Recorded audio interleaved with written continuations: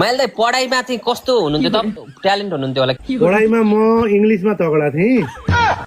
इङ्ग्लिसमा उति बेलाको इङ्ग्लिस भए पनि तपाईँको राम्रो छ नि माइल दाइ कमेन्टहरू इङ्ग्लिसमा मैले क्लासै टप थिएँ कि सरहरूले भन्थ्यो कुनै पनि प्रश्न सरहरूले दिएको त फ्याट्ट भनिदिने कि मैले अरूले भिराउँथे एउटा दुईटा मिस्टेक गर्थे मैले फ्याट्टै भन्ने त्यो भन्नु शिवजीसित सिक ल तिमीहरूले हेर कस्तो चाहिँ ट्यालेन्ट हुन्छ इङ्ग्लिसमा भन्नुहुन्थ्यो कि सरहरूले। मेरो इङ्ग्लिसमा जति नम्बर केहीमा पनि आउँछ तर म्याथमा सबभन्दा कम आउँथ्यो म्याथमा। हिसाब भनेपछि पिसा फेर्न जाने होला अनि हिसाब भनेपछि हिसाबमा गाह्रो हुन्थ्यो। अङ्ग्रेजीमा राम्रो थियो नेपाली र अङ्ग्रेजीमा राम्रो। मैले दाइ पढाइमा चाहिँ कस्तो हुनुहुन्थ्यो त ट्यालेन्ट हुनुहुन्थ्यो होला पढाइमा म इङ्ग्लिसमा तगडा थिएँ।